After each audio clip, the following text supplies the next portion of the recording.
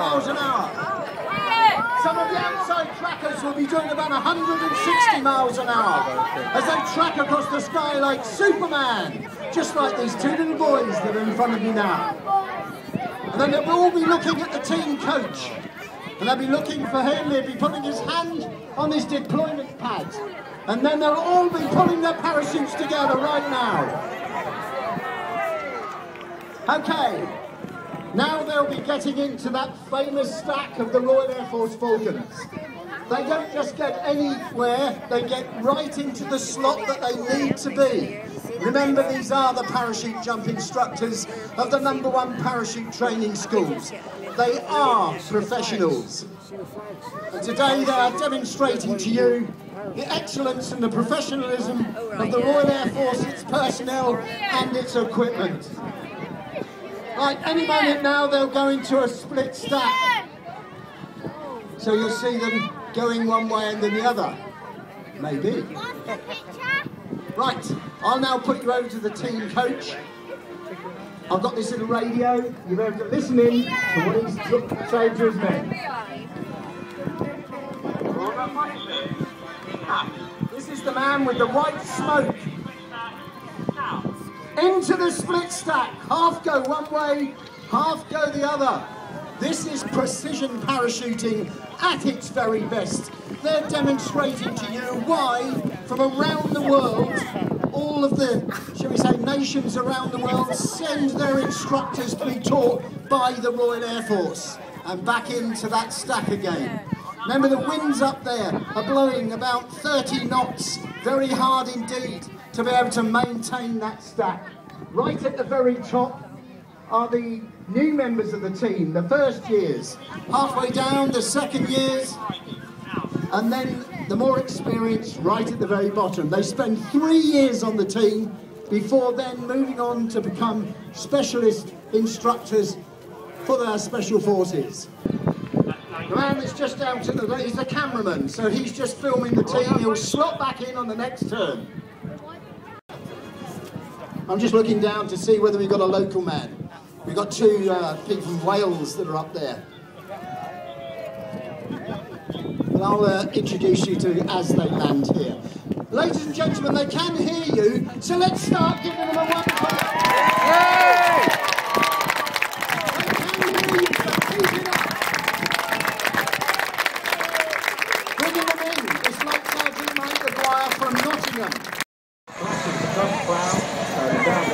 It's quite an easy beast, and I'm glad you've seen it close up, because this is not a small helicopter. You can see it is quite heavy.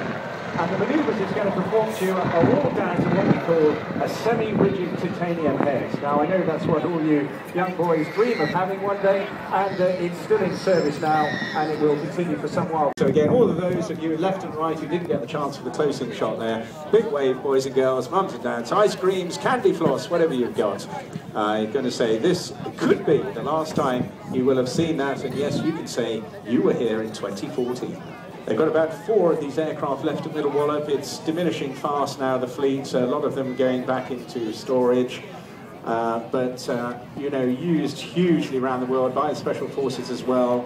It's been modified in numerous different ways over the years, and it's been a really good, strong workhorse. But not just that, I think it's, you know, if you're doing procurement for something, you've got to have value for money from that aeroplane as well.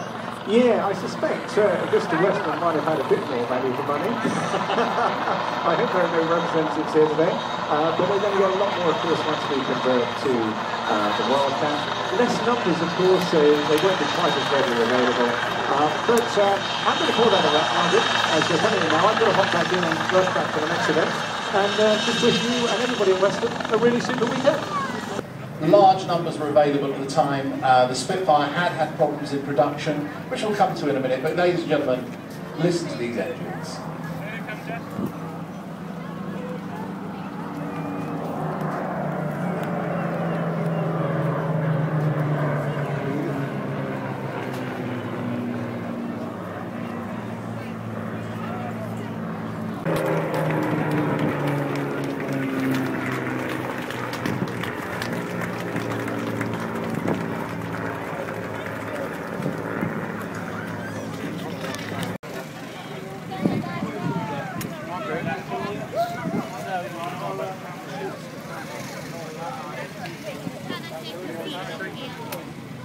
You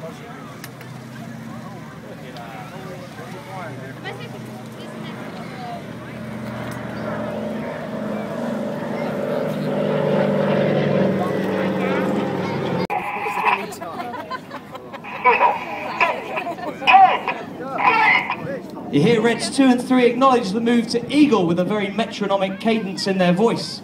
The idea is that on 4 in their heads, all the pilots extend their air brakes, and on 6 they retract their air brakes, which means the 3 aircraft on each wing drop back in unison to form Eagle, and this is the Eagle roll.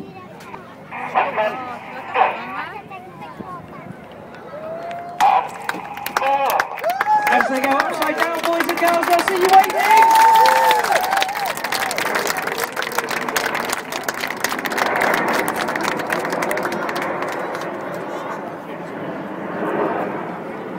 Operationally, Stu moved on to the Tornado GR4. Out to the right now, the smoke's on as the team form our trademark shape, and they'll all be smoking, bar Red 1, as they perform the Diamond Roll.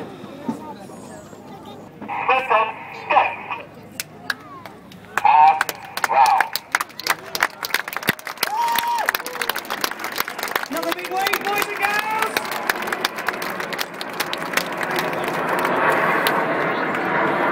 Well, we fly the majority of our shapes with the odd-numbered pilots on the left-hand side, the even-numbered pilots fly on the right-hand side, and in their 3-year tour with the team, the pilots will generally start at the front near the leader, and as their proficiency improves, they move further back.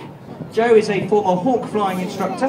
Operationally, he flew the Tornado GR4. In fact, Joe is the only pilot on the team to have instructed on both this version of Hawk, the Hawk T Mark 1, and also the Royal Air Force's new advanced jet trainer, the Hawk T Mark 2.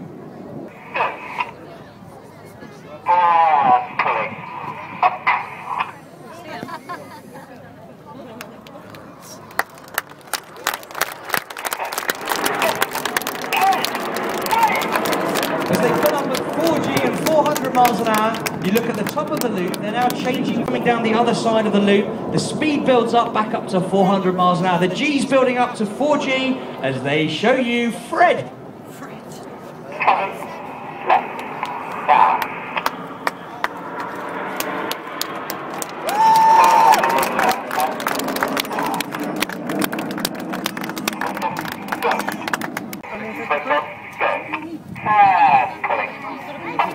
Reds 1 to 5, 8 and 9, pull up in Phoenix. Keep your eyes on the synchro pair underneath with the blue smoke.